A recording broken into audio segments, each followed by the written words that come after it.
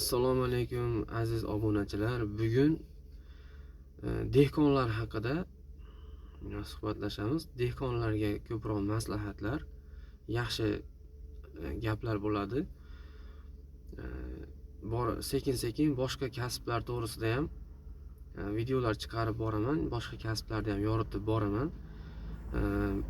Obuna bo'lib qo'yinglar. Odamlar ko'paysin. Bundan oldin obuna bo'lganlarga katta rahmat meni kuzatayotganlar uchun. Xullas, dehqonlar nimaga boyib ketmaydi? Nimaga dehqonlarda har yili bitta charxpalak aylanib shu sohada rivojlanib keta olmaydi? Sababi dehqonlar bilim ozgina yetishmasligining sababidan moliyaviy bilim. Ular borini tikaverar ekan.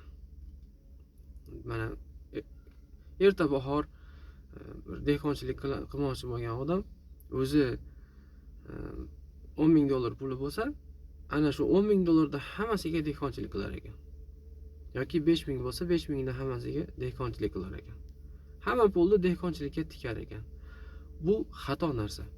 Yaqinda bitta akamiz so'radi, nimaga dehqonlar shunaqa minusga kirib qolaveradi deb.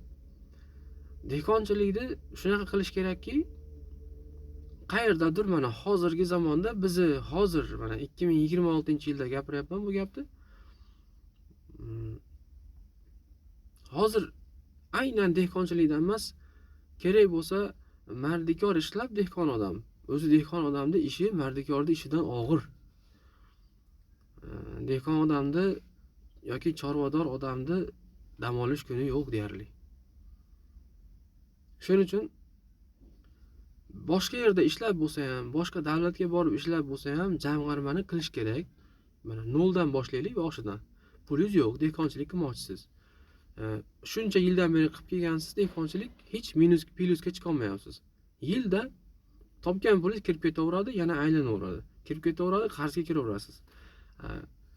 Endi bir o'rtacha hisoblash uchun 10 ming dollarni olaylik.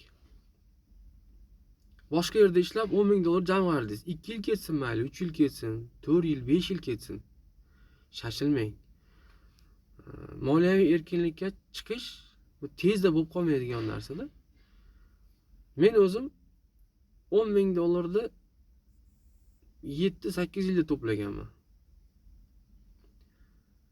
Birinchi 6 ming dollarni to'plash uchun 6 yil vaqtim ketganda. Mana shu o'tirgan mashinamni olish uchun 6 yil vaqtim ketgan. U orada uylarimni qurilishi bitmaganida bitirdim. Atrofim qo'rg'oni bo'lmaganida qildim. Keyin molxona qildim, 2 etajli qilib. U orada shu 6 yil ichida to'plangan pulim ozroq bo'ldi shuning uchun. Keyin mashinani olganimdan keyin 300 oyiga 300 dollar topib yuradigan bola, meni bir hunarim yo'q. Birdaniga mashina olib 1000 dollar topadigan sharoitga chiqib oldim. Bu 6 yil sabrni evaziga bu. Mana ozgina pul yig'asiz, 10 ming dollar yig'dingiz. Endi 10 ming dollarni qanchasini dehqonchilik qilish mumkin? Uni 60-30-10 degan qoida bor. Shu qoidaga amal qilasiz. 60-30-10. U degani 60% 10 ming dollarda 6 ming dollarini siz tikishingiz mumkin, faqat har oyda, har 6 oyda, bir oydan 1 yilgacha bo'lgan vaqtda sizga foyda beradigan, tez aylanadigan, ishonchli o'zingizni biznesingizga tikasiz 6 ming dollarini. Agar biznesingiz bo'lsa, dehqonchilikdan tashqari. Masalan, keyin 3 ming dollarini 1 yildan 3 yilgacha bo'lgan masofada sizga foyda tashlaydigan ishga tikasiz. Mana dehqonchilik bu aynan dehqonchilikka tikasiz. 3 ming dollarini. 1000 dollarini 3 yildan 10 yilgacha bo'lgan masofada sizga foyda keladigan joyga tikasiz. Bu tilla olib qo'yishingiz mumkin. Tilla masalan bir yil olib, keyingi yili bir qanaqadir bumlar bo'lib ketmasa, reski perepad bo'lib ketmasa, tez o'sish bunaqa alg'ov-dalg'ov bo'lib ketmasa, tilla sekin-sekin oshadigan narsa bu.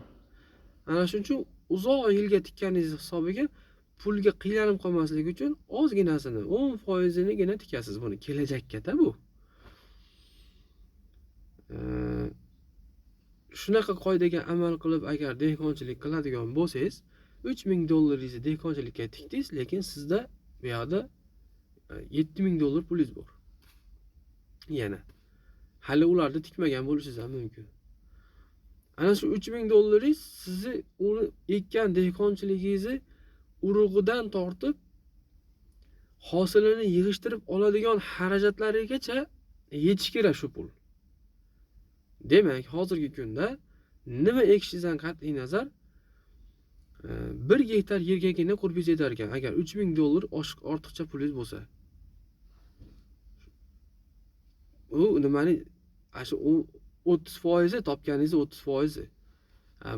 Yo'q bo'lsa-chi, faqat 3000 da o'zi bo'lsa-chi 1 gektar yerga yetadigan desa, unda siz xato qilasiz. Unda 20 sotik olib eking. Ekib ko'ring. Tajriba qilib ko'ring. Bo'lmaydi u birdan hammasini tikib olish. Dehqonchilik degan narsa tavakkalchilik bu. Bo'lib ham hozirgi kunda tavakkalchilik. Bo'lib ham ayniydigan narsalar ekadigan bo'lsangiz juda ham tavakkalchilik. Masalan, sholi, bug'doy, yana boshqa narsalarni har holda saqlab zararga kirmaydigan holatda sotish mumkin. Unda ham qachonki sizni zapasda pulingiz bo'lsa,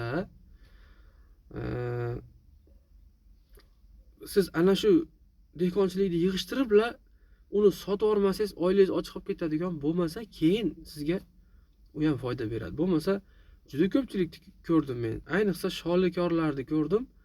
Sholikor dehqonlarimiz xuddi shu har yili bitta yamaga oyog'ini tiqib olaveradi. Bitta chuqurga tushaveradi. Har yili shu. Ha desa 1 gektar olib ekadi, sal foyda qilgandan keyin keyingi yili 2 gektar olib ekyapti. Qarz olib, uydagi molini sotib, qo'yini sotib, qarz olib ekyapti-da, keyingi yili bo'lmay qolyapti. Guruch zo'r bo'lgan bo'lsa ham, sholisi zo'r bo'lgan bo'lsa ham, u yili arzon bo'lib ketyapti. Endi nima qiladi u? Majbur sotib yeydi haligini pulini. Ro'zg'origa ham puli qolmagan, chunki u qarziga beradi. Ro'zg'or yana ana shu 1 yil oldin 1 gektar ekkan bilan bir xil bo'ladi, 2 gektar ekib ham. Undan ham bettar bo'ladi kerak bo'lsa. Chunki sholi guruch narxi tushib ketgan.